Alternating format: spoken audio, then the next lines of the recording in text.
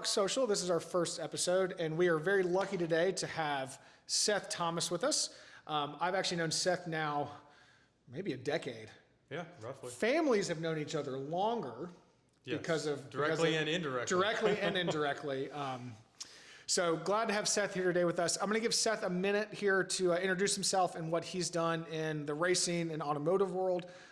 He is a wealth of knowledge, and we're very lucky to have him here to help us out to kind of talk about how to get you on track.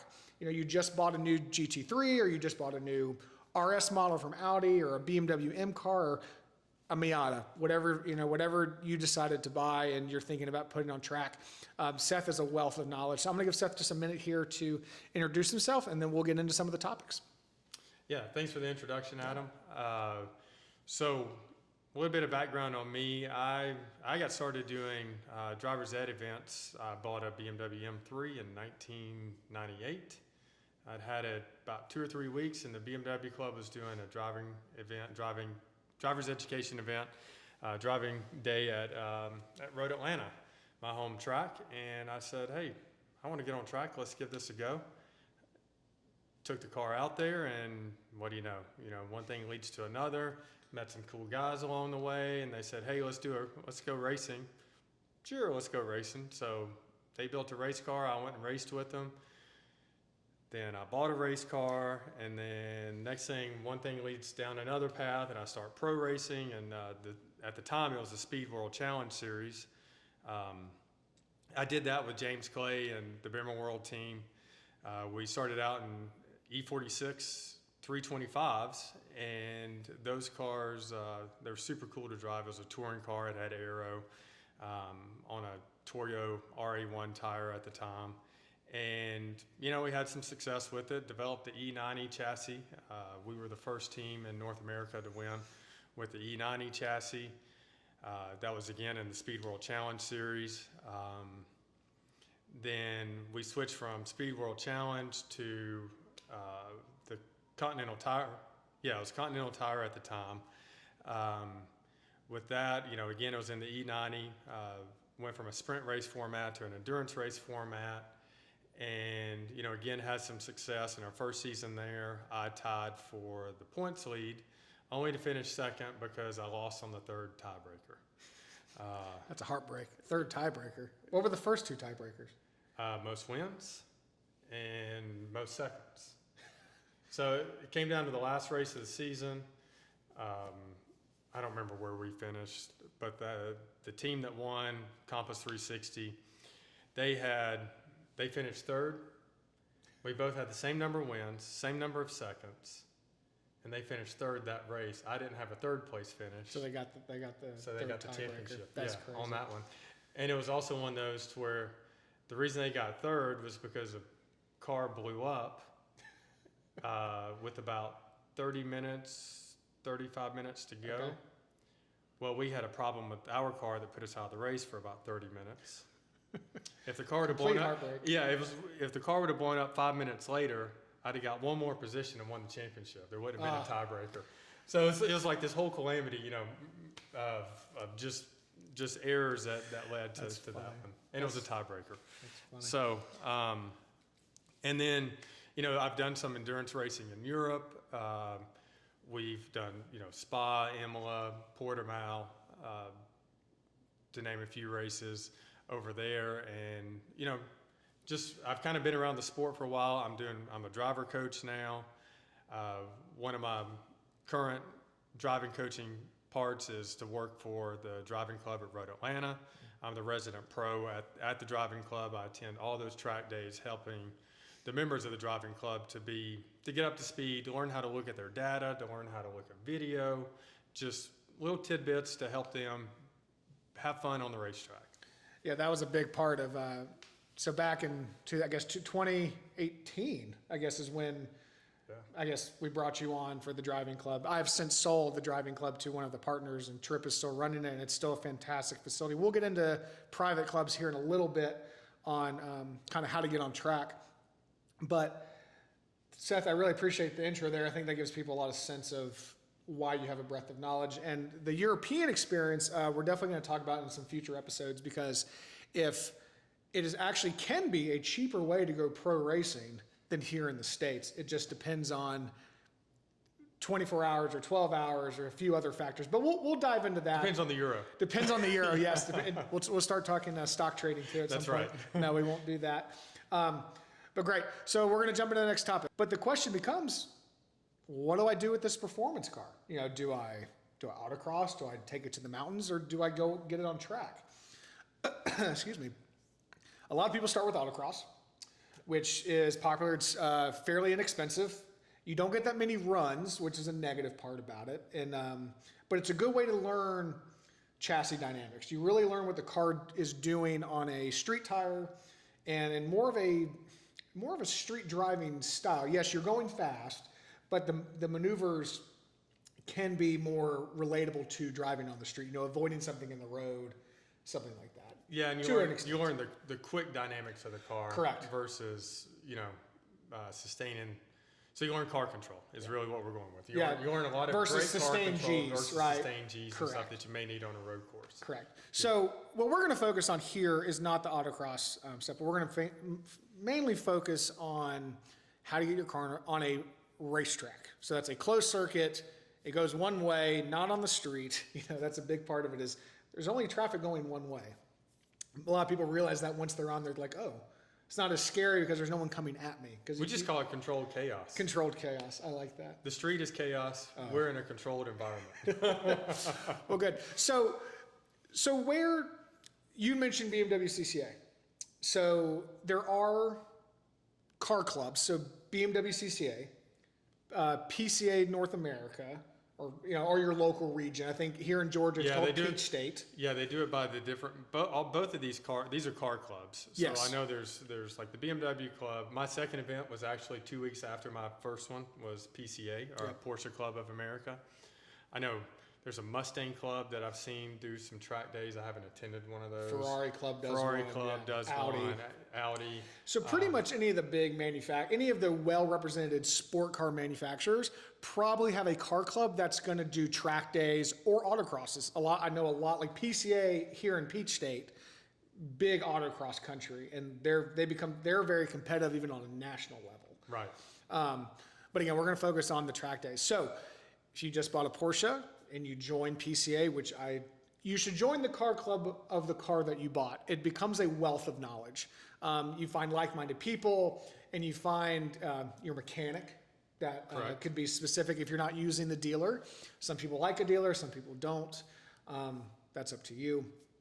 But then there's also, so outside of the car clubs, there's a dedicated, we're going to call them HPD, which is high performance driver education groups. So those can consist of, at least in the Southeast region, we see Chin Track Days. Correct. JZilla, which is a small organization, but still they run a great event. There's Just Track It. Yes. And then there's also Max Speed Track Days. There's MVP. MVP Track Time, yes. Down in Florida, there's PBOC, which is, they do track days. And then I'm trying to think, that's kind of the big ones that we'll probably maybe touch on today a little bit because we've had experience with them. So first, the big boy in the market is Chin Track Days. Yeah, anything east of the Mississippi, Chin's the biggest track day provider. And they're hitting all the big tracks. They're hitting, their home is Sebring and Road Atlanta. I think they each do at least 8 to 10 events at each track each year. You know why they're headquartered in Atlanta? Tell me. Because it's halfway between Homestead, which is south of Miami, track down there that they used to do a lot of events at, and Watkins Glen. It's halfway? It's halfway. Watkins is a drive. Yeah, so it's interesting. You look on a map, there's your trivia for today. What is halfway between Homestead and Watkins Glen, New York? And Atlanta is your answer. Atlanta's the thing. And the other thing with Chin Track Days is they've been around since, I think they're going on 2 decades. So they've been doing this, I think since 1990, I think since 1999. I think you're right. Right. I remember. We'll have Mark on here, Mark Hicks and Maria, who run the show, and they'll give us all. Mark will not be shy with the details and telling us how long they've been around. That's right. It'll be the longest episode ever. It might be. Love you, Mark.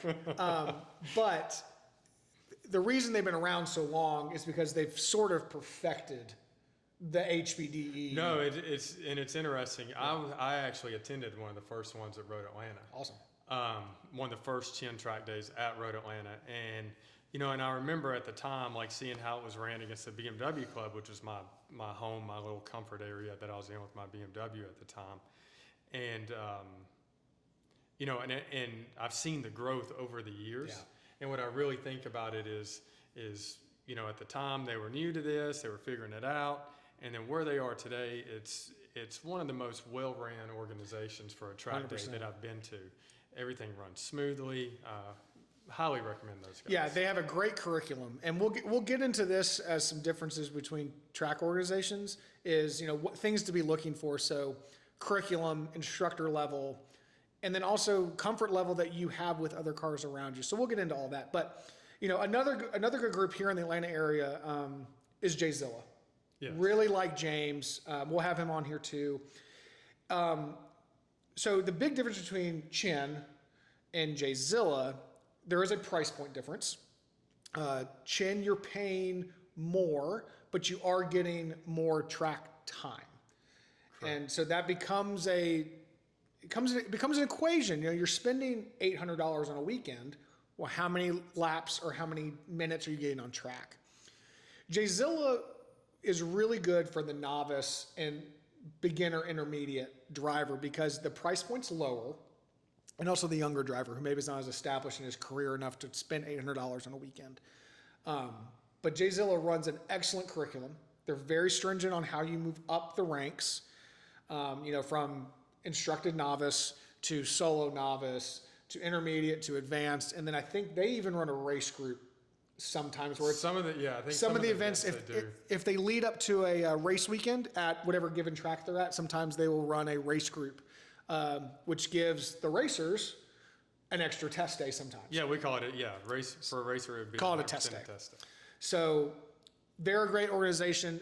Just Track It, another good organization. They have a good curriculum, similar priced to JZilla. Aren't they the ones that don't they do the events the day right before NASA?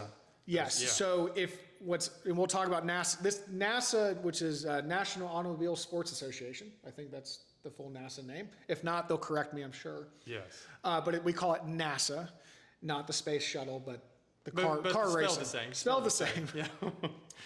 But Just Track It. What they have is they do the day before, typically of a NASA race weekend, and then sometimes they even take over part of the Saturday. It just depends on how the event's set up. So best thing to do, guys, is go online, chintrackdays.com, jzilla.com, justtrackit.com. Look at their schedule. They're mainly East Coast. You West Coast guys, I'm not sure. I will find out and link some in the description for you to also look at. There used to be some organizations called like Hooked on Driving. That's right. Yeah. There was like Hooked on Driving. There was NASA does some DEs over there. Yes. And your local Porsche Club, BMW Club, I know Correct. do DEs on the West Coast side of things. Yeah. So again, look for your local car club or look for your local track day organization. You can also go to the track itself. So type in roadatlanta.com or Sebring or Watkins or Laguna Seca. They should have a schedule of track day events or track things happening. Yeah, on each individual track, you may have to kind of dig into that Correct, schedule. Yeah. Because the bulk of what you see is like their big organized race weekends where, it's a paid entry. There'll be somewhere in their schedule that'll list like track days or track rentals or something of that nature that you can kind of dig in and then it'll show a calendar of the physical like organization that's doing a track day. So kind of the next organizational type that also offers HPDE, but also offers racing. So this is where if you were looking to get into racing, not just driving your car on track, these types of organizations are kind of the place to be. So this is NASA, SCCA. That's the two big ones. I can't think of those are kind of the two big ones. You get into like, I know BMW Club, Porsche Club both have, they have club racing. both, they structure them a little bit different how they do the days. Correct. Yeah, they're almost run completely separate. Like the car clubs Yeah. that have their races, it's like two separate organizations. If you're down in Florida, there's PBOC's one of them. Yeah. On the West Coast, I think it's NASA and yeah, SCCA. NASA. Again. Now, They're the big ones. If you're up in the Northwest, it's a little bit of a different deal. They have, I think it's the IROC. International Road Race Driver Club, I think is what it is. We'll look it up. Yeah. We'll Anyway, we'll post all the regions for everybody. They do some great events up there too. Yeah, that's great. So And the biggest difference in these is you are attending an event, and now these are typically for a DE, an HPDE participant. These are actually probably the cheapest type of events to go to, and here's the reason why. You have to go through their HPDE typically to get your race license from a NASA or an SCCA. correct. SCCA, you can go through a dedicated school, but you can still do it through their event weekends. The problem is that, at least I've experienced, and Seth, you chime in here if you've experienced different, is the HPDE guys kind of get put on the back burner. If something happens during the event that moves the time frame, you sometimes get cut out because they're gonna have the races. They're gonna, because they're there to race. They're not there to only do HPDE. They're there to race. So They sometimes have you'll more lose. entries that For the racers. that are race oriented. So there's more money coming in. More, it comes down to dollars and cents. 100%, yeah. More revenue coming in from the racers, so they get a little bit more priority than the DE guys. And so if a race car decides it's going to let a motor go and oils up the whole track around Road Atlanta, and it takes them an hour to clean it up, the DE guys don't get their session. Yeah, they usually get cut out. So that's kind of the negative if you're just doing your HBDE starting in those types of organizations. They're great, good curriculum. Again, curriculum's key, and we're going to talk about this, like kind of how to choose where you go to find your spot in this community, in this sport. The next level of, or not next level, the next kind of option to get into tracking are private racetracks and private clubs. We mentioned Driving Club at Road Atlanta. That's a big one here. So that's based at Road Atlanta. It's 15 days a year. It's like a country club. You pay an initiation fee, but then you also pay monthly dues. But then you get access to people like Seth without having to pay his day rate. They've already taken care of it. And then also access to other things that are, you're going to get lunch and breakfast, a happy hour, all that kind of stuff. Another one here in Georgia is Atlanta Motorsports Park. And the kind of the difference between the two there is AMP, as we're going to call it from here on out. That is a club track. It was not really built to run big races, big national races on, but is more local style races, but then also really just to serve the members. Where Road Atlanta, they're racing Petit Le Mans, they're racing Trans Am, every major series, motorcycles, everything. So a little more variety, a little more of a big boy track, is a good way to say it. That being said, AMP, if you're new into the sport, is not as intimidating as Road Atlanta. Correct. Road Atlanta has a lot of concrete when it comes down to it. Other ones that are across the nation, Monticello up in New York, Thermal, Autobahn in Chicago. VIR has a driving VIR club, has similar to Driving Club at Road Atlanta. Yes, VIR. And if you haven't been to VIR, put it on your list. Gorgeous track. Yeah, it's one of the top, natural terrain track. Yeah, it's gorgeous. It's one of the best tracks in North America. You And it talk has to great any stories. professional driver, any European driver that's been over and done stuff, VIR's on one of the lists of top 10 tracks they've been on. And we're actually headed to VIR September 1st and 2nd. Are you Yes. accompanying us? Are you coming? No, I'm at Road America. Though. You're- I'm eating brats and cheese. Brats and cheese is the Speedway. Well, we'll do an episode also, hopefully, from VIR and get a little more insight into that track, also with Road Atlanta coming up in future episodes. But, okay, so the private clubs. So it's much more like a country club. You're getting the social aspect. You're getting the private access to the track, smaller run groups. And I'm going to segue into the differences in what you're looking for in an organization. So like we've mentioned, there's PCA, there's the car club HBDE programs, and then there's the more dedicated, we're just doing any make and model kind of Chin, JZilla style thing where it's HPD, so big education, and then also being on track. And then you have your race organizations that also offer the HPD, and then your private clubs. One of the biggest differences in what you'll see, it's usually in the price. The more expensive it is, the less car count.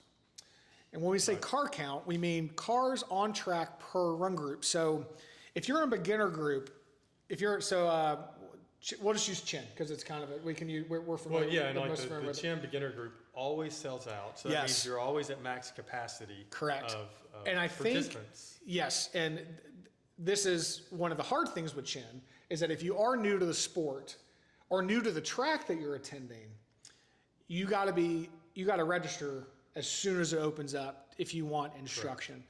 If you're an upper level guy, if you're in their upper level advanced reg group, you can pretty much get into most of the events without having to dive in. But if you're not the first, you don't get the koozie. But you don't get the koozie. You don't get the elusive Chin koozie. I have two. I'm very proud of my koozies. I've never had one. Never had one? No. You got instructors get them too? I've never instructed with Chin. Yeah, well, you need to talk to Mark. Yeah, I guess so. Point being, when you start really diving into what organization we'll look at, there are the factors that I would look at personally are car count, curriculum, especially as a beginner. Curriculum. Yes. The classroom is actually being taught. Yes. There's a new thing. It's relatively recent. It's the Motorsport Safety Foundation. Ross Bentley and his crowd has established a curriculum for instructors and for HPD organizations to follow to give you the best education and get you safe out there. Correct. So any of the ones that have MSF qualified instructors, at least level 2, I think I'd be very happy with in an HPD. Yeah, they're generally, they've gone at that point, just to expand on it. Yeah. They have usually, they've gone through a classroom exercise or some kind of a seminar that, look, it's not just telling somebody how to drive, because once we get on track, it's different than driving on the street. Yeah. It's one to where these instructors have been trained of how to get you to think outside of what you're used to, how to mental practices that help you get there. All these different. They have background than just somebody that's been out there just to get, say, free track time because they're an instructor. Correct, and what you'll see with tracked instructors, typically the organization, in order to afford them, they trade out track time for the instructors. My biggest thing is, and this has happened across all organizations, there's no one organization that's done this and one that hasn't, is if you get an instructor, or not me personally, but like friends of mine that have gotten an instructor and they're just there for the free weekend, go talk to the organizer. You don't have to rat them out, but let them know that you're not getting the curriculum that you thought you'd be getting. Yeah, or same thing. Some personalities, like Adam and my personality, we like each other. Yeah, most of the sometimes. time. Yeah, whatever. But no, I mean, honestly, like I've had some of my friends that them and their instructor just did not jive at all. Well, teaching style is a big part of it too. Yeah. Yeah, it was a nice, easygoing person, and then the instructor's yelling at them. Yeah. They just didn't jive. So they went to the organizer and said, "Hey, look, I'm just not getting along with this person. Can I switch instructors?" They ended up working it out, and he got a new instructor. Yeah, I mean, and had a great weekend. But again, your instructor can kind of make or break the weekend, and it's important, correct, 100%. To kind of keep this in mind. So yeah, so big thing is on the curriculum side, and when you have an instructor in the car, if their teaching style is not working, don't hold it in and just be mad all weekend. Go talk to the organizer. These organizers want you to be successful at the track because they want you to come back. It's customer service at the end of the day. So please, if you're, no matter what club you're with, no matter what group you're with, if you have a problem, go talk to them. Don't go on Facebook and just bash them because they can't fix it after the fact. Do it during the event. Right. 9 times out of 10, they're going to solve it without a problem. So curriculum's a big thing I know you need to look at. Second thing, track time. So some organizations, they have more run groups. Some have less run groups. The least amount of run groups, you're going to get the most track time typically. So like NASA, they're going to have 8 to 10 different run groups on some weekends because it's your HPDE group plus the racers and then all the different classifications of racers. So you have less track time, but that leads to a cheaper track event. Correct. Right? Places like Chin and JZilla and the more dedicated organizations, typically they're running 3 to 4 groups at a time. So you're looking, most weekends, you're looking anywhere from, 3 to 5 hours on track? Yeah, it just depends on the organization. 3 to 5. 3 to 5. And that's for like a Saturday, Sunday combination. And you're going to be exhausted. Yes. You're going to be exhausted. You'll suffer on Monday morning when you go back to that office. I suffer from it every time. The track day hangover. Oh yeah, 100%. And I mean, withdrawal. Yeah, it's just like, you just feel like you'd rather, there's somewhere else you'd rather be, right? You feel out of place. Correct. So kind of the next step is the driving clubs. So Driving Club Road Atlanta, VIR Club, Thermal. Well, one of the things, so let's take a step back. So to give you a little bit of a reference too of like how many cars are on track. Oh yes, that's good. Yes. So, and this kind of leads into where you were going. Perfect, yes. So like a Chin, we'll use them as an example. A Chin novice group, their green group is what they call it, is you're going to have 30, 35 cars on track at, say, Road Atlanta. Then you go into their intermediate group, which is blue, you're going to have 25 to 30 usually. Yeah, I think if it's full up, if it's a big weekend, there'll be 35 cars on track. Yeah. And then you get into their red, their advanced group.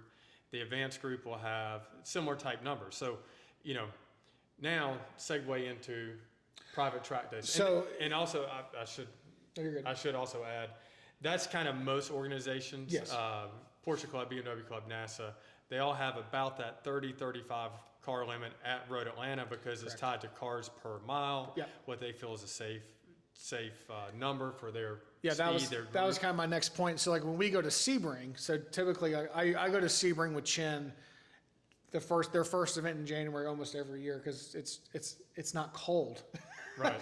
It's nice down there. You kind of break the winter laps of tracking. Well, Road Atlanta's 2.54 miles. Correct. Sebring's 3.7 miles. And you could have comfortably in the red group there, you could have 45 cars. Yes. And you don't feel like there's more than 10 on the track. You don't really see people, especially what happens in these advanced groups is typically you're looking at skill set and awareness. Awareness is huge. As you move up the ranks in an HPD organization, typically what they're looking for is your awareness on track. Yes, the line, and yes, speed through corners and just general speed on track. Speed of the car you're driving. Correct. Using the potential of the car. If you're driving a Miata and you're doing a minute 39, 40 at Road Atlanta, you're driving the wheels off that car. Right. But if you're driving like we have behind us, a Ferrari, and you're doing a minute 40, you're barely scratching the surface of that car. So instructors, and as you move up in the ranks, they're going to take all that stuff into consideration. Private clubs. This is good for everybody. You can be a novice, you could be a racer, kind of anywhere in between, because typically the clubs also segregate the experience same way as an HPD organization. So if you're a novice, they have a group for you that's maybe a tidge slower. And then as you go up, they get faster. Right. Most of them will operate on a point-buy system, just as the HPD system. Point-buy system, we should have covered that a little earlier, but basically what that is the car in front tells the cars behind what to do.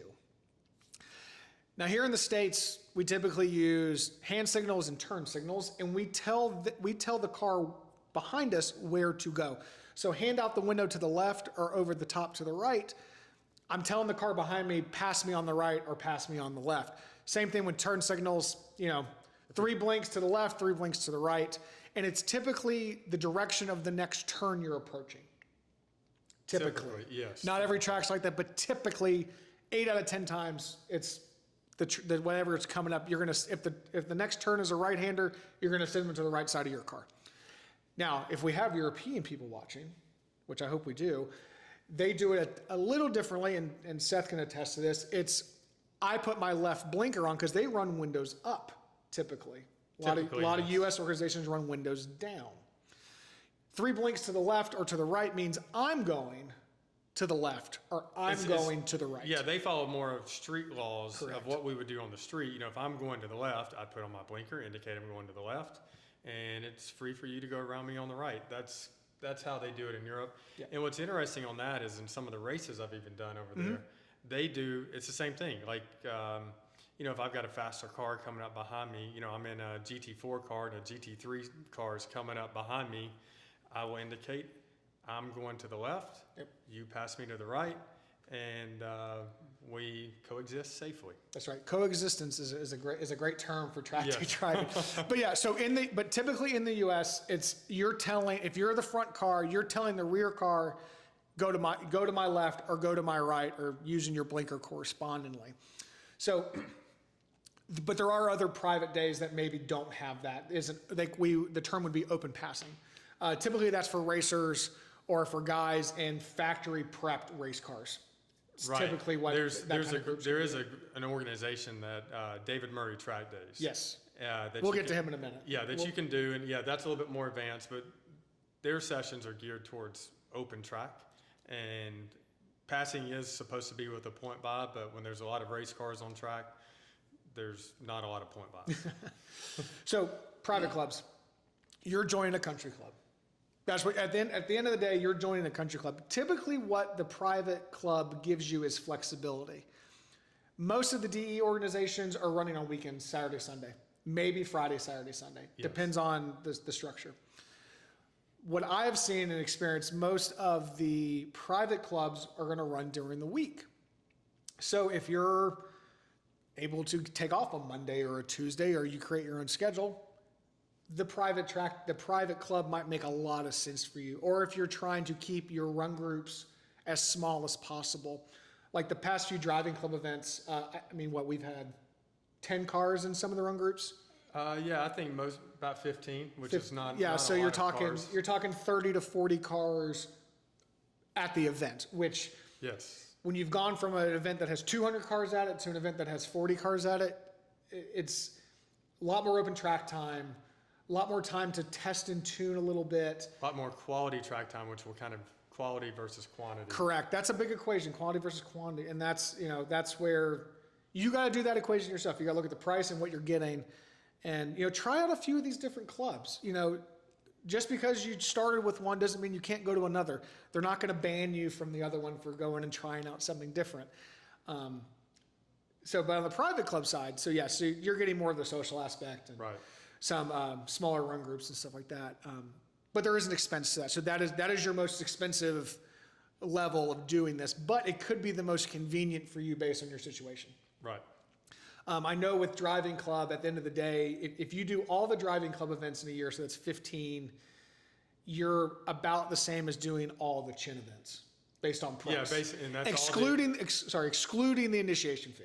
Yeah, that's doing all the events at one specific track, basically. Yeah. Road Atlanta. That's only at Yeah. Road Atlanta. Now they do travel, like we're going to VIR in September, and we have a reciprocal with their club.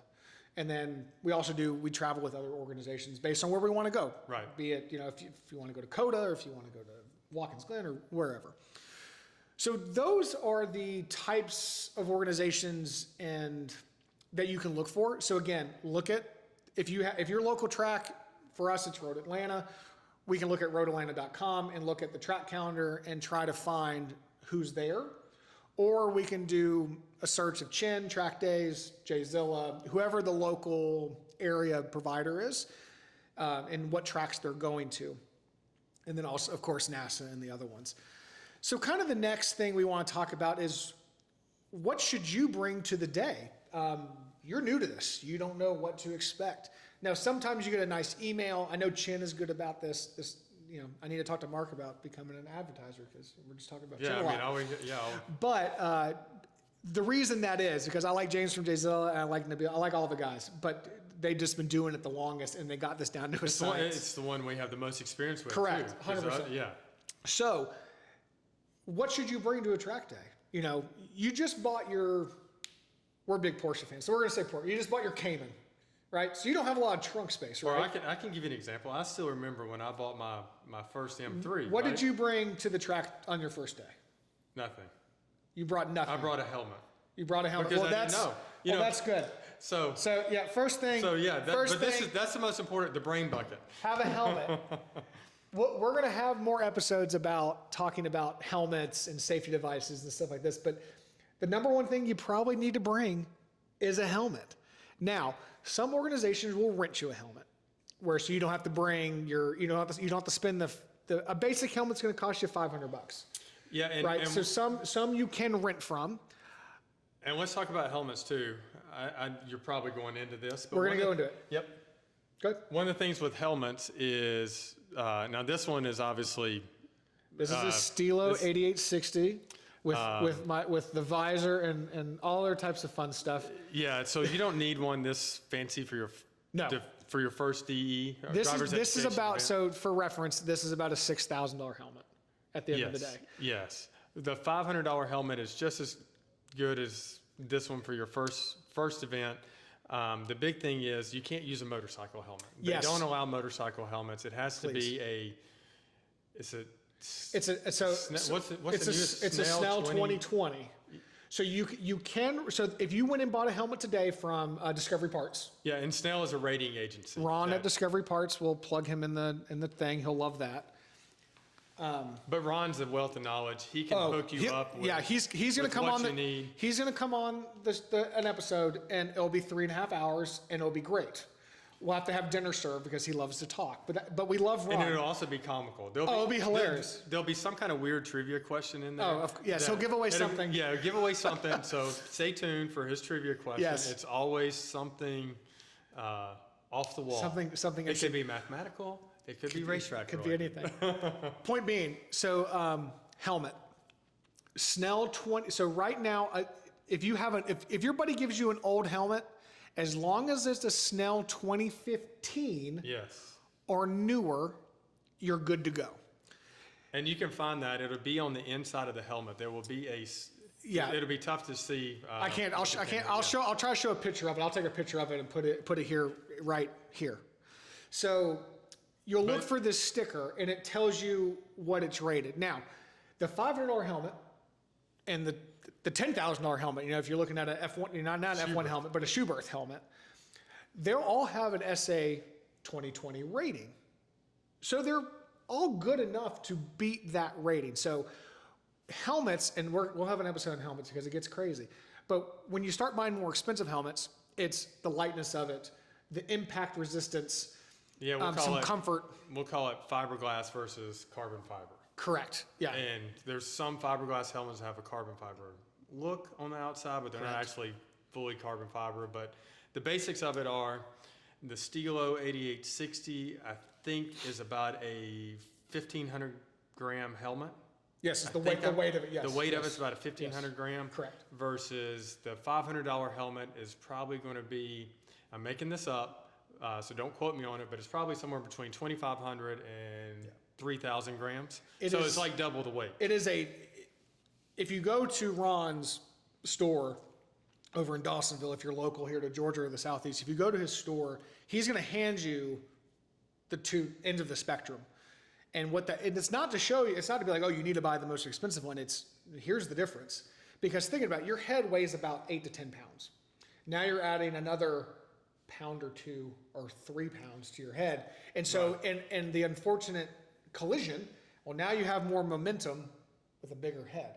We're going to go into all of this on a safety gear episode. Yeah, and that's one, I remember my first helmet was a $500, it was a Bell. There is nothing wrong with a good Bell M8 $500 helmet that will get you through. Mine was an M4. Because you're old. But no, the biggest thing is a Snell 2015 or newer. So if you're looking right now, you can probably find some good sales on 2015s. They will last you till 2025. So that's the only difference. They last 10 years. And again, on the more expensive helmets, there's a different rating system. It's 10 years from manufacture date, not from sticker date. Lasting 10 years is more of a certification. Not the actual helmet. Not the smell. Yes. And that's another thing. So what I would go and buy for my first track day or at my first track day, because a lot of these organizations will have a parts supplier there. So I showed you the helmet. The next thing I would buy is a balaclava. It's a head sock. Again, I'll do a close-up picture of this. What this is going to do, it collects all the sweat, and it's going to make your helmet last a lot longer. It's also fireproof. So we'll get into all this.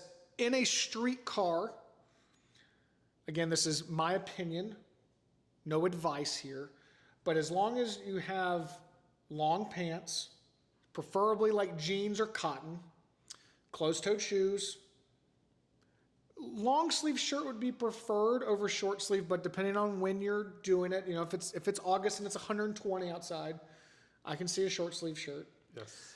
And then a balaclava and a helmet. I in my opinion, that is kind of the basics of what to wear. Yeah. So your first DE, don't go out and buy a race suit. Don't go buy race shoes yet. I mean, you can. Stuff. I mean, yeah, we're not going to say no, but you don't have to, is what we're getting at. Correct. And one of the things too. No boots. Oh, here. Okay. Footwear. I'm going to give you a footwear. No boots. Don't show them your footwear. Oh, I'm barefoot. I'm barefoot right now. You can't see our feet. But basically, thin-soled shoes are better than thicker-soled shoes. So yeah, like I've got a set of. I'm wearing a pair of On Cloud sneakers right now, but when I get on the racetrack, I can't drive with these. No. What I find is the sensitivity. the sole. Well, not just sensitivity, and the sole of it is too wide. So you might be on two pedals at the same time. Yes. So yeah, a thin-soled pair of shoes is best. And for our ladies, no heels. Yes. No heels. Definitely no heels. Basically, a driving loafer. Like if you like a pair of Adidas soccer shoes are perfect for this, or a pair of Vans. Vans, so like not the real wide skateboarding Vans, but like the Vans slip-ons. Great shoe to drive in. Our buddy Lee Keen, I think that's all he drives in. That or the Adidas Tigers. No, I'm a big fan of carrying some flip-flops. I got to throw that out there. You got to have some flip-flops. You and James Clay, y'all love the flip-flops. We love the flip-flops. The reason being is you get out of the car, your feet are hot. You want to take your socks off. Throw a pair of. So when you go to the track, throw in a pair of slides on. Reefs. That's my preference. Reefs. I love some reefs. Okay, so suggestion. Definitely need a helmet. The next thing that you could buy, I'd maybe look at some gloves. These are O&P racing gloves. These do have touchscreen capabilities. So, I mean, if you do have a GoPro or something you're trying to record and you want to not have your gloves on, you don't want to take them on and off, find a nice pair of racing gloves. You can use leather driving gloves. I mean, you don't have to go to an expensive O&P pair, but sometimes it helps with sweat on your hands. And one of the things I was going to say, some of the cars now come standard. Like my daily driver is in Subaru STI. Yeah. Well, when it comes with the leather steering wheel, if my hands get sweaty, it's easy to lose grip, and that's one of the things. A pair of driving gloves like these O&Ps, you might be able to see, you might not be able to. I'll try to do it. I'll put a close up on it. Yeah, but what you see here is it's got a little bit of a rubberized grip. So even when your hands are sweaty, they will help you grip the steering wheel. And you don't have to do it your first time because, but as you get more advanced, you do want to look at a pair of gloves because, again, you're going to find you're going to be exercising, you're going to be sweating more. The faster you go, the more you're going to sweat, and your hands are going to sweat. 100%. So the first time you go, your hands are sweating because you're nervous. Yeah, I see a lot of people just using like leather driving gloves they've had, they got as a gift. Something that helps the sweat is helpful, but again, not needed, but helpful. But on the shoes, definitely thin-soled, more narrow, not wide shoe. Yeah, it's going to help you with your pedal. It's going to help you with your pedal because, like, especially if you're in some of these newer, especially like the McLarens or even the Ferraris, and now even some of the Porsches, the pedals are so close to one another because they're making the wheel well smaller to make the cars somewhat smaller. You could be on the brake and the gas at the same time and not know it. And if you're in a stick shift car, heel toeing is a big thing to be able to do on track. And in a thicker soled shoe can be difficult. Well, and I know, like, I had a 430 6-speed. Yeah. Ferrari 430 6-speed. And one of the things with that car, like with these On Clouds, I wouldn't be able to drive it because the footwell was so narrow and the pedals were so close that they would actually, I'd be on the brake and the gas at the same time. Correct, so yeah. So I'd have to take my shoes off to drive the car. Correct. And the other thing is most tracks will have so next kind of more things what to bring with you. I would definitely, before the track day, start hydrating. Yes. You're going to sweat. It's going to be hot. Even on a cold day in December here in Georgia, I get out of the car and I'm sweaty. I'll give you some numbers on that. So the way to think about it, a lot of people, when we first go into this, we perceive this sport as something easy because when we drive from our house to our office or from our house to the gym, wherever it is we're going, we don't really work up anything. We don't, it's not that big of an event. When we get on the racetrack, when I'm in a race car and I'm going around the track, my adrenaline's pumping, my heart rate, I've monitored my heart rate several different times in a 2-hour stint, which you're not going to be doing 2 hours in a DE, but in a 2-hour stint, my average heart rate was 145 with a peak of 170. Now I'm driving at the extreme limits of the car. It's a little bit different than your first one, but let's put that in an example. That is very similar to if you're running a marathon. It's very similar to what a marathon runner experiences for 2 hours as far as heartbeat. So you're going to be tired. You're going to dehydrate over that time. Your body's going to sweat. You just need to prep for it. Yep. Same thing, when it comes to, so prepping is hydrating beforehand. I had some of my racing buddies, before a race weekend, they wouldn't even drink alcohol up to 3 days before the event because the effects of alcohol of dehydration in your system, even one beer, can last up to 3 days. Yeah. So, I'm not saying... but after the race, you can have a beverage. That's right. No, and I'm not saying that race car drivers don't drink a beer in between and all that stuff. Some of them do, but, these are the guys from one end of the spectrum to the other. Yeah. And you're going to have a beer with your buddies at the racetrack. That's part of the fun of it. After the track is closed. But yes, but really the big thing is just know, hey, don't go out and have a big time on Friday night before your Saturday track day because one, you're going to have to be at the track by 7 o'clock. Typically, yeah. And you're not going to. It's going to hurt your performance, and the last thing you want is to be dehydrated. Yeah. So big thing is. A few days before, really start concentrating on your water intake and then bringing water and Gatorade or some kind of a electrolyte drink with you to the track. Typically avoid sodas because they just don't help with, there's no hydration in them. Right. A lot of people will go to the snack stand to buy lunch typically or breakfast. Depends on what track you're at. So be prepared to bring a cooler. Yeah, it's always good to have some kind of like a trail mix or something to add protein in after. Not a lot of sugar. Yeah, not a lot of sugar. Natural. If it's sugar, it's natural sugars. Yeah. Bananas are good. One reason bananas are good is because, for cramping. Yeah. There are times where, if you're gripping the wheel, your hand cramps up. It's the last thing you want. And let's touch on gripping the wheel because novices, I see this happen a lot. They are grabbing that wheel like it's death grip. White knuckle. White knuckle death grip. Relaxed hands, and in this sport, relaxed hands turn into fast hands, which God forbid something happens, you need fast hands, right? And even like turn 7 at Road Atlanta is a fast hands corner. We've talked about this 100 times. You set it and it's a quick turn in. It's not a lazy turn in. It's a quick turn in. So if I'm gripping the wheel and I can't, so when you start gripping the wheel, all your forearm muscles are tense, everything, and your shoulders start hurting, and you can't make it 30 minutes in a car. It's one of those at the end of 30 minutes, if you get done, your shoulders are tired, you feel muscle fatigue in your upper body, you're gripping the wheel too much. Yeah. Take a breath. You hit a straightaway. A great thing about straightaways on racetracks is you're going straight, and it hasn't changed since they built the thing probably. It's just like driving on 285 or 400. So, big deep breath. Perfect example. Coming out of 7 at Road Atlanta, get through the turn. There's a bridge. I check all temps on the car. Check your water temp, your oil temp. Make sure there's nothing weird going on the dash. Relax the hands, roll the shoulders. Deep breaths in, deep breaths. You have about 15 to 20 seconds before you got to do something else. And then it's a big brake zone. And we'll talk about this later, but tapping brakes to make sure the brake pads are good. We'll get into all this advanced technique later. But this is your first track day. first thing is have fun. Biggest thing is have fun, but you got to do it safely. So let's make sure we're checking our gauges, make sure the car's good, make sure we're good, relax. We're having fun, right? Yeah, there was. If there's someone behind you, let them go. If there's someone faster behind you, get them around you. If some guy's been bugging you the whole time, get them around you. If you're in traffic, go into the pits that lap. Yeah. Get some clear traffic.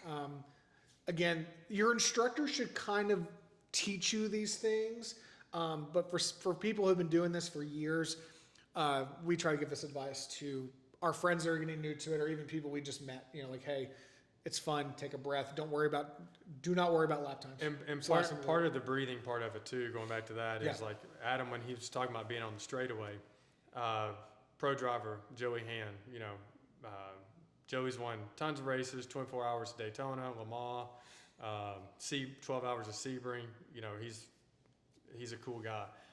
But I had a chance to drive on the same team with him one time, and we're at Mid-Ohio, and I remember watching his in-car footage. On the straightaway, he'd wiggle his fingers. Yeah. And Please. the reason he wiggled his finger, I asked him, I'm like, why are you doing that? He goes, something I started doing a long time ago. It just helps me relax. Yeah. And just that little bit right there, even on the pro side, that's their trigger. Hey, breathe, relax, chill out, cool, get that heart rate down. Yeah. You know, it's a good reset. So first track day, we're bringing a chair if we bring can. a chair. If there's not shade at your track, try to bring some type of shade, because typically there's not like a common area. You're kind of just hanging out by your car, unless you're in classroom session or something. Right. But there's a lot of downtime. You're just in the sun, so some kind of shade, be it a pop-up tent, an umbrella, whatever. Water, food, your helmet. Your helmet. I mean, that's kind of the first time. The other thing that I would suggest, bringing is a tire gauge. If you got one, doesn't have to be like this. And if you don't have one, there'll be plenty of people at the racetrack that'll have we one. were going to get to the community aspect of kind of tools, but definitely tire pressure gauge, because when you're running on the street, your tires really don't change pressure that much. But if you're new to this and you're running your car at street pressures and you start picking up pace, your pressures are going to get into the high 40s. Well, we see it typically, like on a race car, we'll see a 10 psi increase in pressure fairly easily. From whenever we start going out to whenever we come back in. Yeah. So, if you're running them at 35, that means you're at 45 towards the end of your session. And that's a slippery And at 45, tire. it can get slippery and dangerous. And keeping the pressure in a certain range will help you, your tires last longer.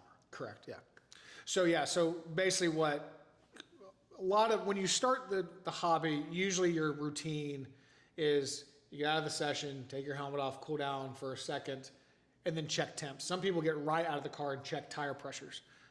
That's because then you have the most accurate reading. Typically a street tire, now again, some manufacturers will tell you a track pressure to run, but I know on the Michelins, like if you're on a Michelin Cup 2 tire or a Michelin Pilot Sport 4 tire, low 30s hot. Yeah, you're going to be you're going to check the pressure hot. Pilot Sport Cup 2 is sweet spot for pressure is somewhere between 32 and 36-ish. Depends on the weight of the car. Yeah, depends on the car and some stuff.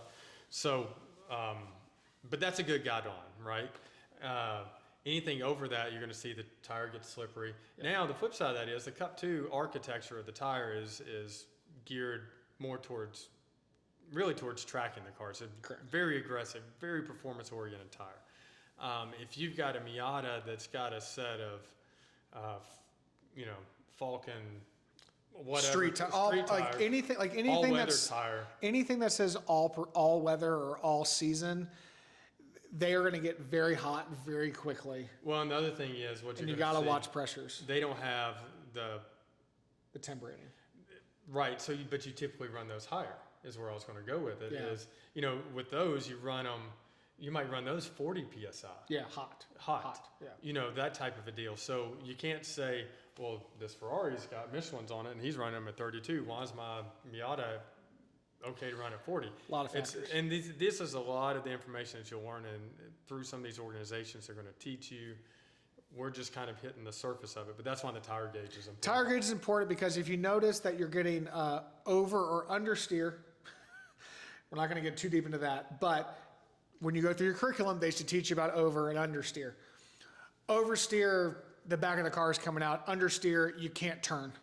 It's kind of a basic understanding. Understeer, you see what you're going to hit. Oversteer, you don't see what you're going to hit. Oh, wait, did I say that? I wasn't going to go there, but a lot of that can, especially in your car and the way the manufacturer built it and delivered it to you, a lot of that can be affected by tire pressure. So if you notice that you're getting a lot, like you're coming out of a turn and the back end's coming out, well, that means you don't have enough grip. So you either need to fix your foot, either fix your throttle input, or you need to adjust. So you're getting too deep. I know I'm getting too deep. We'll get there. This is novices. I know. We'll get coming there. up in the future session. We'll get there. Another thing, if you have it at home, I would bring is a torque wrench. This is a Sonic reversible torque wrench. We'll talk more about Sonic tools in some later episodes, but definitely a torque wrench because if you've ever taken wheels and tires on and off, they can loosen with heat. So typically the way I do it and the way that some of the race teams I've been with, they do not check the torques hot. They set them cold. Correct. So you want to get to the track in the morning. On my BMW, it's 90 foot-pounds. So I'm going to set my torque wrench to 90 foot-pounds, and I'm going to check in a star pattern. Again, we'll get into this more, but in that later episodes. But a star pattern, I'm going to check that everything's at 90 foot-pounds. Again, just a safety check for the car. And then probably at the session after lunch, I'm going to check them before I go out. Right. That's if I've not touched anything. Now, if I've moved them around for any reason, I'm going to check them probably more often. But at least middle of the day, when they're cool, not when they're hot. Because if you do it when they're hot, you can over torque them, not by the mistake of the torque wrench, but because the metal on the studs or on the wheel can be softer. So the other thing, so you need the torque wrench. You also need to know what your car calls for. Yeah, whether the lug nuts or the lug bolt on the car, the socket that they require. Yeah, most cars I've seen, like European cars, are either 17 or 19 millimeter. Most, honestly, I don't know what your U.S. spec cars are. Most of them have gone, I think, either to a 19 or a 20. Yeah. I think that's kind of a common. I know the BMWs to begin with were always 7. Well, the lug 17s. Bolts were 17s, and the yes. lug nuts tended to be 19s. Correct. So another good thing to have with you is maybe either your specific lug wrench, or Sonic sells. Again, we'll talk more with Sonic later, but Sonic sells a pack that kind of covers everybody. Yeah. Has a big range. So you don't have any of these tools, and you don't want to buy them. Yeah, you're not sure if you're going to like this. You don't really like working on your car. You've already spent the $500 on the helmet and the $600 or $600 to $800. You've spent $1,200 to get to this track day, not including tires, gas, any of that stuff, right? So your helmet and your entry fee. This sport is a community. It's one of the quickest places I've ever made friends. I mean, literally, you're going to the paddock and you park next to someone, you have no idea who they are, and by the end of the weekend, you probably got the guy's cell phone number, your friends on Facebook, Instagram, whatever, and you're comparing notes, and it's a lot of fun. And that might happen for me. I'd come out of a weekend knowing 10 new people every time. Like literally every time, and like I'm having beers with them, or I'm having dinner with them at the track, or whatever. You kind of get this real communal feel, which is one of the coolest parts about this sport, even all the way up to the pros. Yeah. I mean, you go to an IMSA weekend before COVID, and hopefully now going forward. I mean, you're in the paddock and you can talk to these drivers. These drivers usually are not shy. Now, don't go bug them. Don't bug them.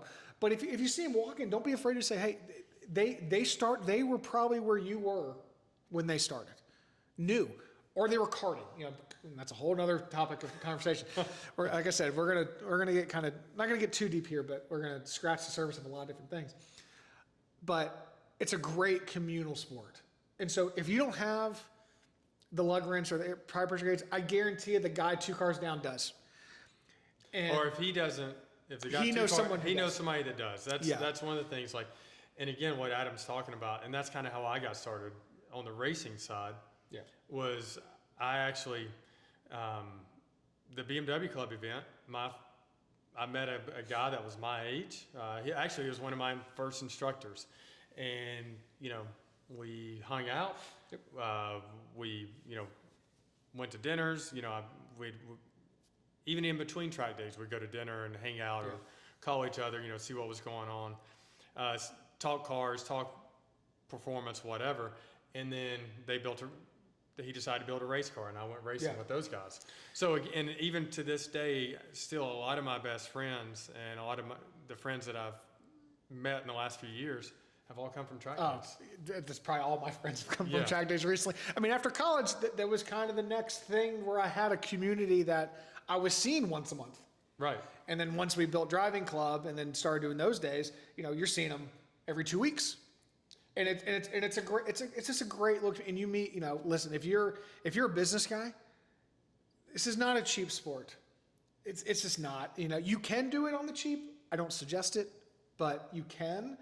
But you're meeting like-minded people typically. You know, if you're a finance guy, you're probably meeting another finance guy. If you're a, you know, whatever. If you're a, you know, shoot, Seth's and, you know. Well, it doesn't matter if you're a college student. Doesn't matter. Yeah. If you're a college student on a budget and you're doing this to have fun because you've got a car that that's track day work. Plenty of guys doing that. The flip side is the guy parked next to you may be the CEO of McDonald's. Yeah. Networking's huge. And, you know, you get to talking, you just talk about cars. Yeah. You know, it's the great equalizer. Yeah. It's a great equalizer. Like, even if you're just hanging out, I can't tell you how many track days I've just gone and hung out. If cars broke or don't have parts or whatever, and you're hanging out because your buddies are there, and they're also meeting new people, and you never know who you don't know who you're going to meet, and because it's such a it's an easy topic, like cars. You compliment someone's car, you have their undivided attention for like 30 minutes. I mean, you can definitely do that with these car people, which is great.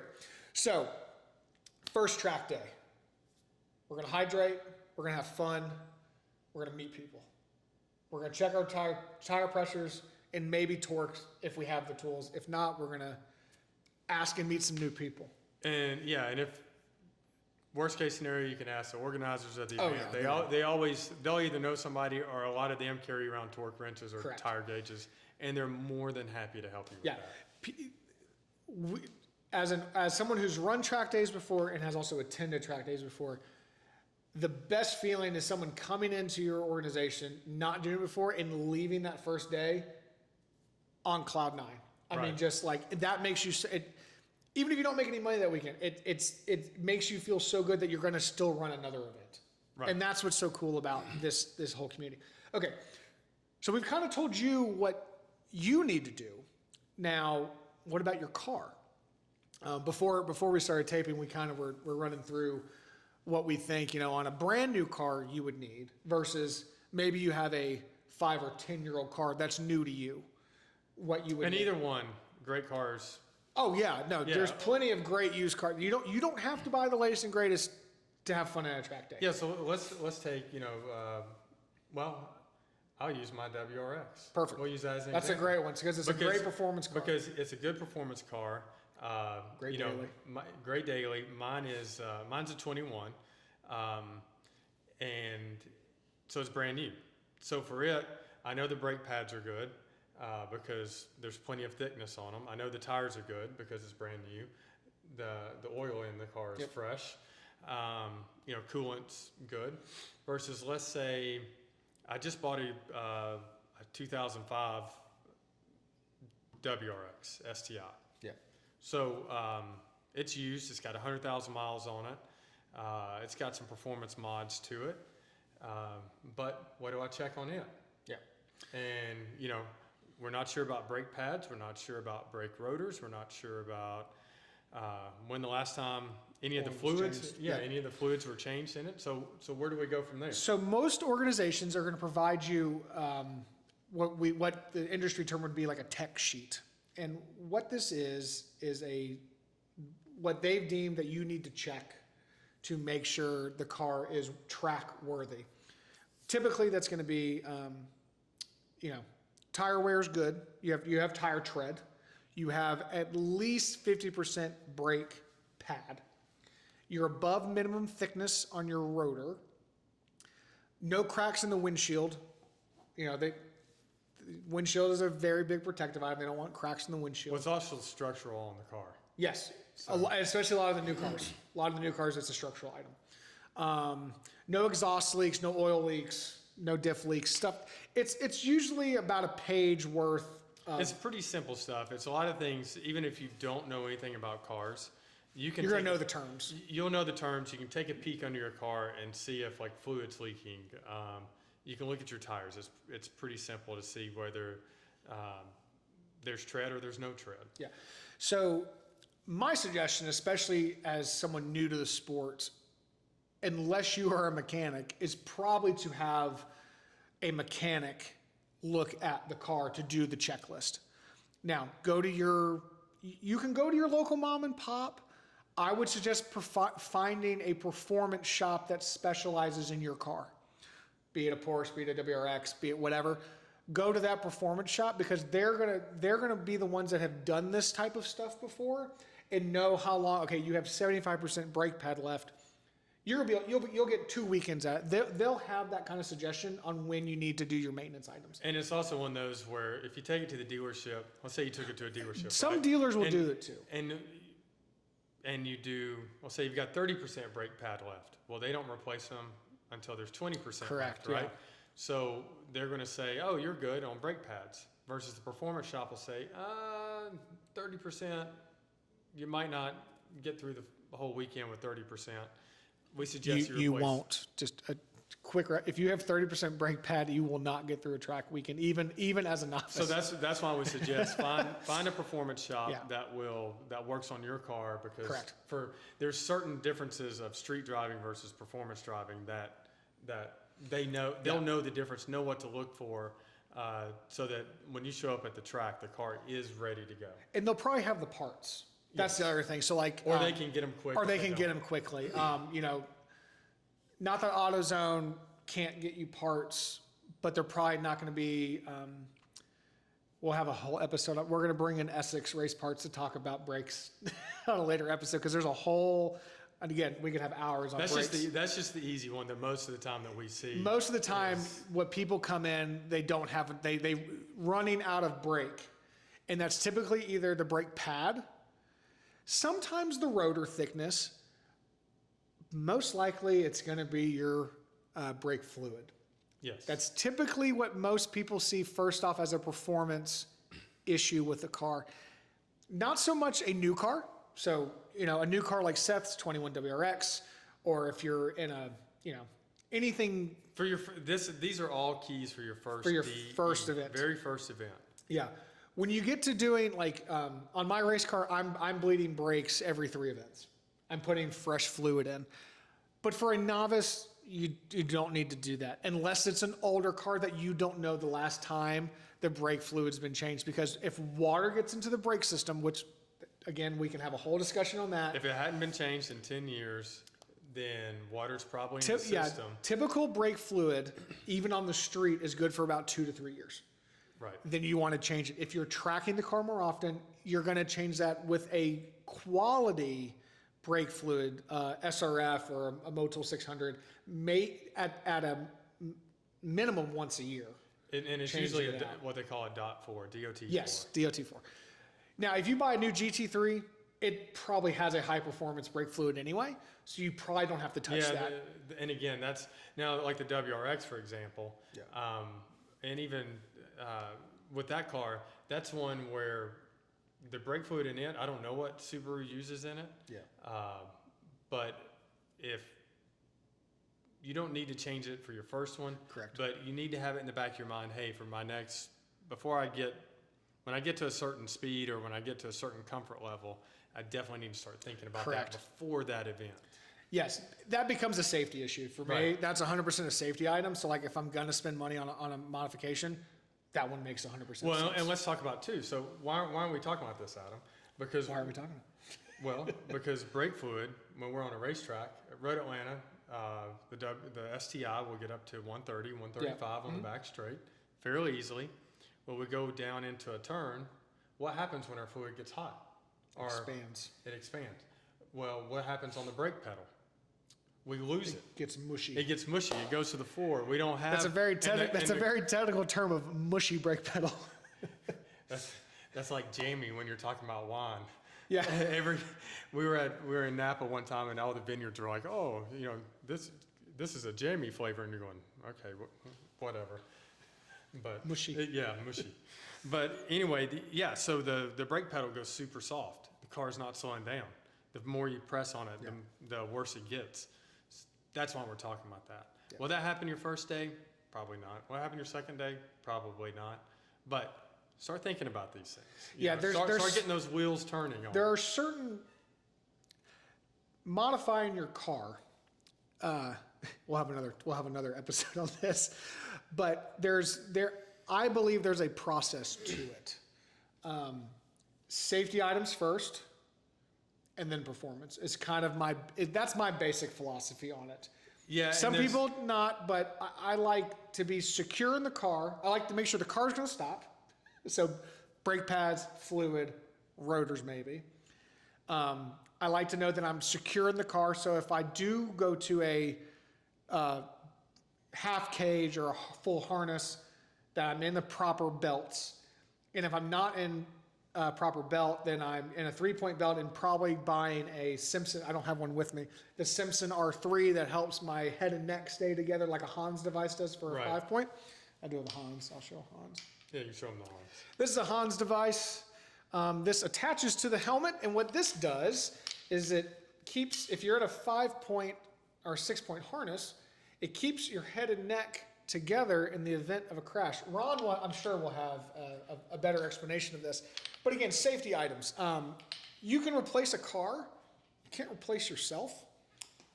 So when it comes to safety items, I'm a big proponent of buying quality and trying to only buy once. I don't like to buy them multiple times. And one of the things, like when it comes to modifying your car too, a lot of times we want horsepower. But sometimes I've seen it where horsepower is not always the answer on the racetrack. Now, if we're going to the drag strip, that's one 100%, thing. Versus where we're on a road course. The big thing with horsepower is a lot of times it's not advantageous, and especially if you're still running stock suspension. But there's an upgrade path for your car, and that's why Adam's hitting on the safety aspects first. Yeah, and we'll have an episode about kind of the ethos and some philosophy on how to upgrade, when, and why. Right. But safety for me is 100. Get your safety items. It's you only have one body. So modifying your car, again, is one thing. A good point of reference for why you don't need to modify your car to go quickly around a racetrack. Most IMSA series, not the top spec, not Le Mans prototype, but like the Michelin Pilot Challenge, they're all based off of stock powertrain cars, right? Correct. Porsche GT4, Club Sport, the Club Sports, those are stock powertrain, no modifications to them. Now they're lighter, they're stiffer, and they have better suspension, better diff. But powertrain is sometimes the street car has more power than the race car. Yeah, the McLaren 570 is one example where the GT4 version of it, the street car actually has more power than the race car. So point being is, if we look at safety items and brakes, really at the end of the day, I really like getting a good brake feel because it makes you more confident during the day. Right. And it also makes your day last longer, makes your tires perform better, and then we can get into tires. That's a whole nother thing. But So that's kind of where we're going to stop that conversation right now on that. Yeah, because we could go on for another two or 3 hours on that. But okay, you've done your first day. Oh, let's talk about track insurance. Ooh, that's a good one. Let's talk about track insurance. So, and we're going to have Ben Phillips from Open Track on, hopefully episode like 3 or 4. He's going to come into Atlanta. We're going to have a nice big conversation about their program called Open Track. Track insurance, your car coverage, your on-road coverage does not cover you. I'm going to repeat, does not cover you once you enter, on some of them, the paddock. Most of them, the racetrack. Some of them have gotten smart, and the second you enter the facility of Road Atlanta or Watkins or wherever you're at, you have no automotive coverage, which then means you have no liability coverage, which means you have no umbrella coverage.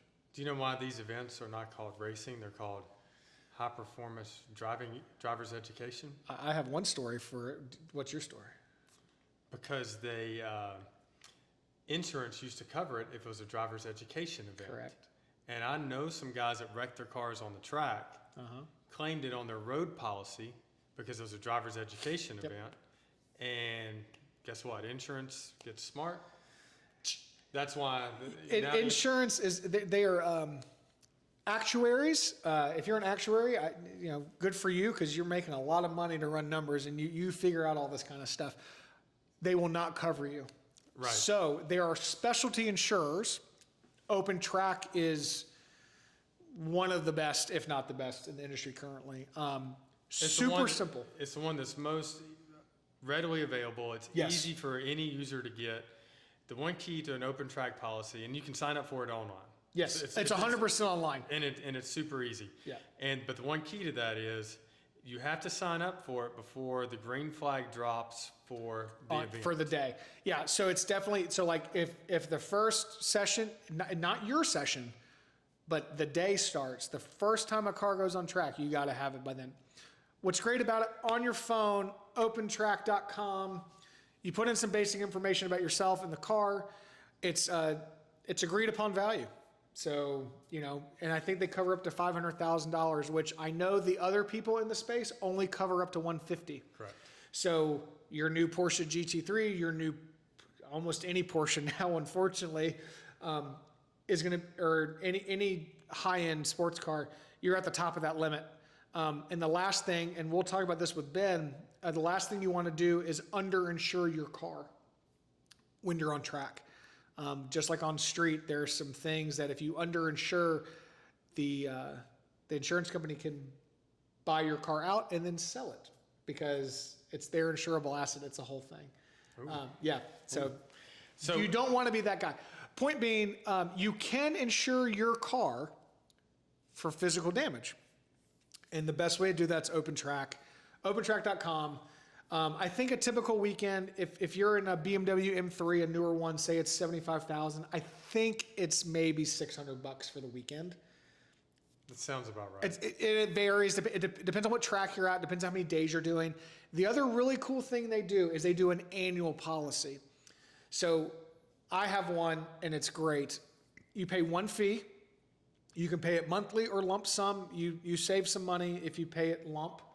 But it covers me unlimited track days, any track in the 48 lower states. I think if you do travel to the other 2, which I don't think there are any there, there's an additional fee. And then you can also add on Canada and Europe. So if you do send your car overseas to do Nürburgring or whatever, or if you just bought, and we'll clarify this with Ben, but I believe even like if you take European delivery on a car, you can buy the European coverage. And if you go on Spa or, Nürburgring's a public road, that's a whole nother topic. That's a different insurance. That's a whole different insurance policy. They got you covered. So that's another piece to the puzzle if you want to make sure, unfortunately people stuff their cars in the wall all the time. Open Track at least can help mediate one thing to say with this, we're really just giving you the parameters around doing your first DE. Correct. The chances of you wrecking in your first event is very small. And that's why we're also saying, hey, have fun. Don't be scared of it. Oh, yeah, Don't be 100%. scared of wrecking your car. Is insurance required? No. No, you don't have to have track insurance to get on track. But the flip side of it is, you do, we're just trying to educate you on, hey, here are some possibilities, right? Yeah, it's just mitigating risk. And most people, most of the time, I would bet 99% of the time, first day, first weekend DE guys, you don't, there's almost little chance of you wrecking the car because you're so scared, you don't know what you're doing. You're learning. You're learning. You're not pushing yourself yet, but I will tell you from experience with friends, as you get up in it and more confident in it, you could be the best driver in the world. Stuff happens. There's a piece of metal on track, a tire blows, stuff happens. It's a good way to insure yourself and the car. The other thing they offer, which is really nice, is liability insurance, which your liability insurance won't cover you on track if you don't have the on-track policy. So it's very cheap. It's $1 million coverage. I forget the exact pricing, but it's very affordable. But God forbid something happens on track and someone tries to sue you through all the different, you're going to sign 800 different waivers to get on track, the first thing. But if someone tries to come through, they will sell you coverage that's specific to the racetrack. Right.